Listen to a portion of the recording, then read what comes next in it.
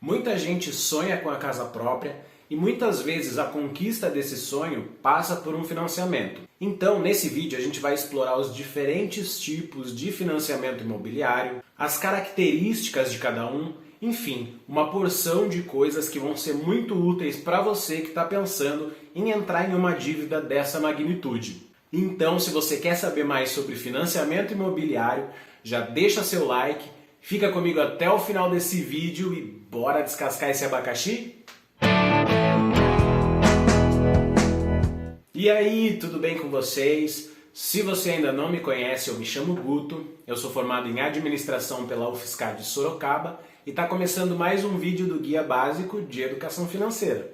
E eu já vou começar o vídeo de hoje colocando o pé na porta. Senta que lá vem a história. Porque tem muito guru aí na internet que fala sobre educação financeira, que fala sobre investimento, que não é certo você financiar, porque você tem que guardar dinheiro para comprar à vista. Só que essas pessoas se esquecem que nem todo mundo veio de berço de ouro, nem todo mundo teve herança, nem todo mundo tem condições de ficar pagando aluguel e guardar dinheiro enquanto espera para comprar um imóvel à vista.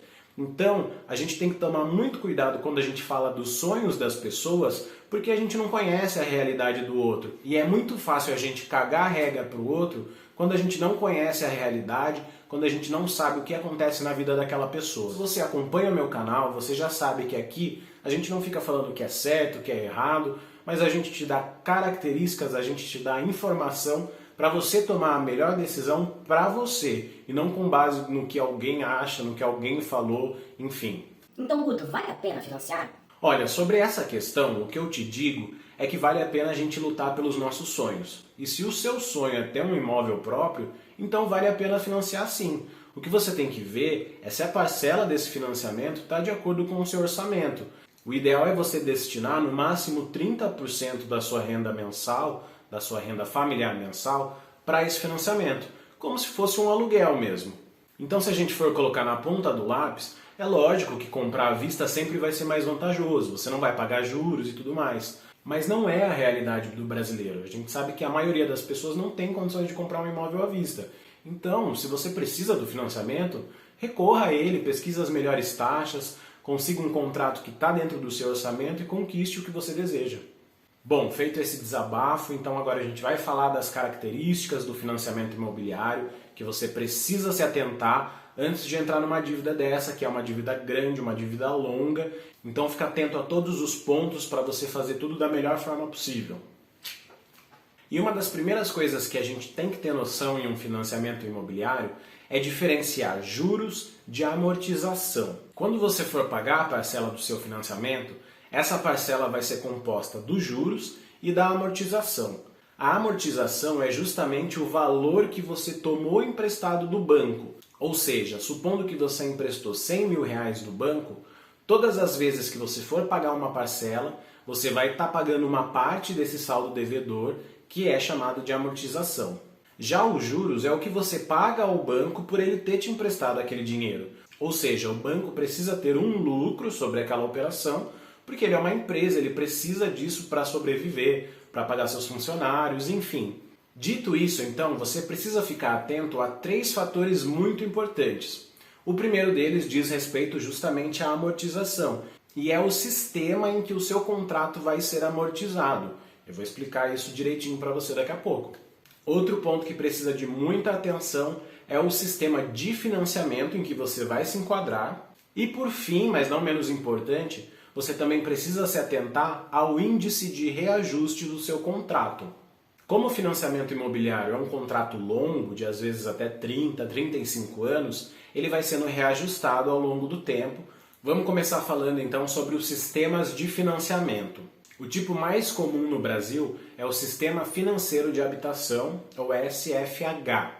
A grande maioria dos empréstimos, dos financiamentos para imóveis que é feito no Brasil, é feito sob esse sistema.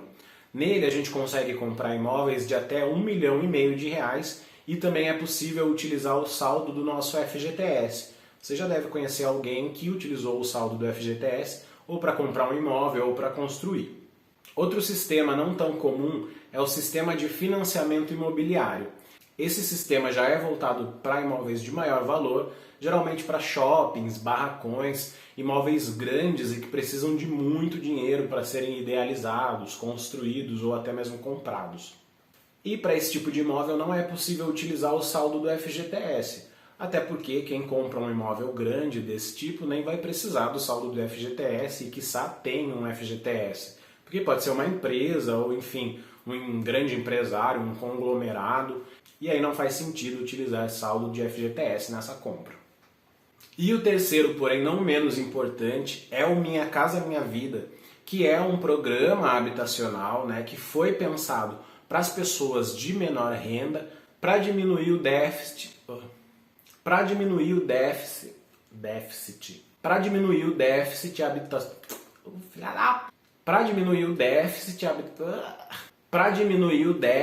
habitacional no país.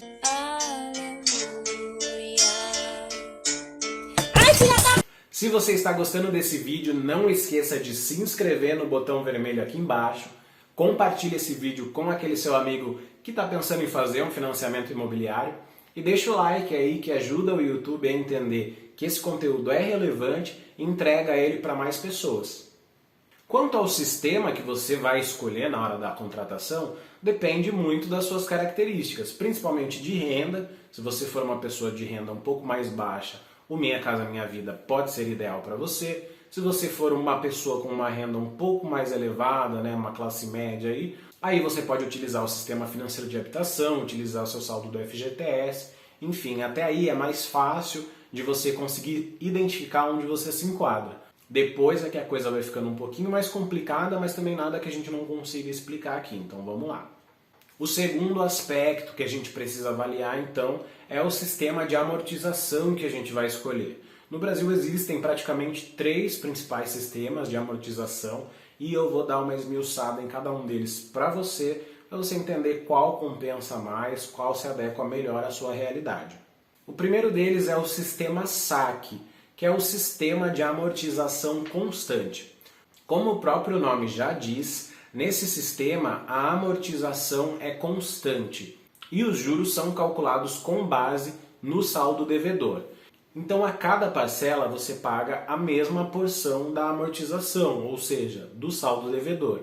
Então, consequentemente, na parcela seguinte sempre vai ter menos saldo devedor para você pagar e por isso vai ter menos juros. Então no sistema SAC as parcelas são decrescentes, porque a amortização é constante e os juros vai caindo ao longo do contrato. Outro tipo de amortização que não é muito comum no Brasil é a tabela Price.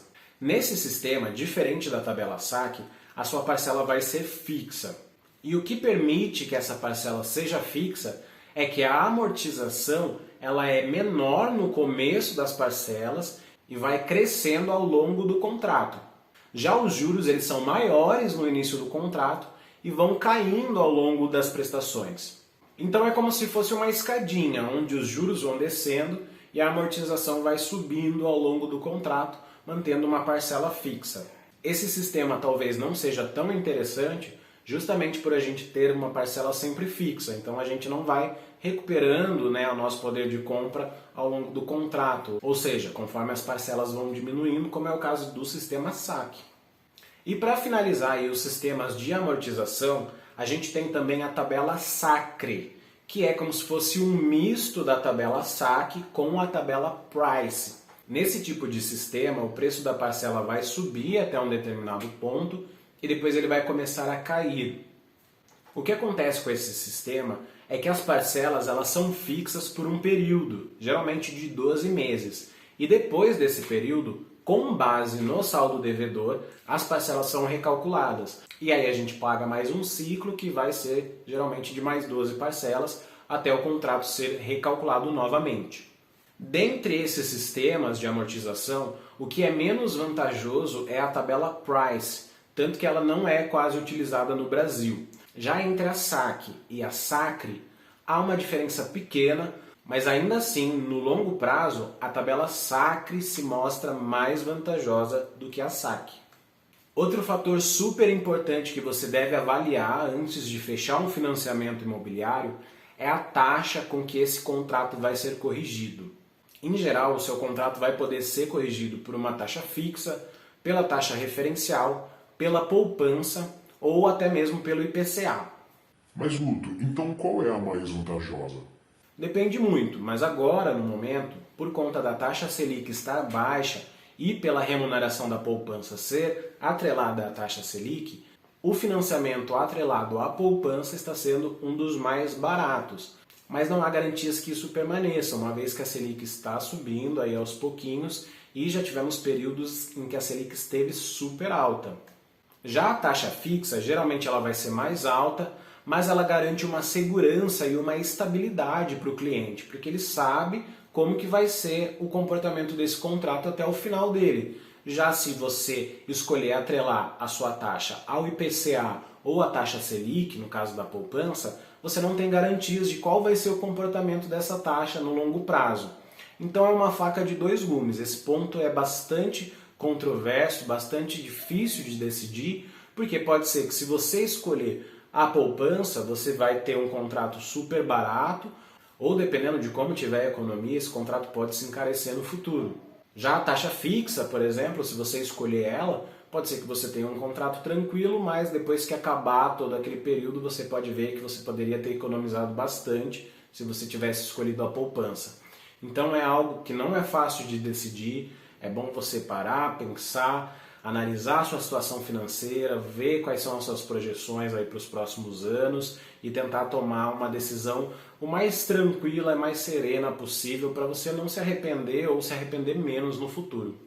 E a gente não pode esquecer também que toda vez que a gente escolhe algo, no caso aí a taxa, a gente está deixando de escolher outro algo também. Então a gente não pode se arrepender, né? A gente tem que fazer com serenidade, com tranquilidade, fazer a nossa escolha da melhor forma possível e vida que segue, vamos pagar esse contrato o mais rápido possível, não é mesmo? Então, para o vídeo de hoje foi isso. Muito obrigado por você ter ficado até aqui. Não esquece de deixar aí nos comentários a sua experiência com o financiamento imobiliário, porque o seu relato pode ajudar outras pessoas aqui no canal e eu gosto muito de ler o que vocês comentam aí. Então, semana que vem a gente tem outro vídeo aqui no canal. Eu espero vocês. Um beijo e tchau!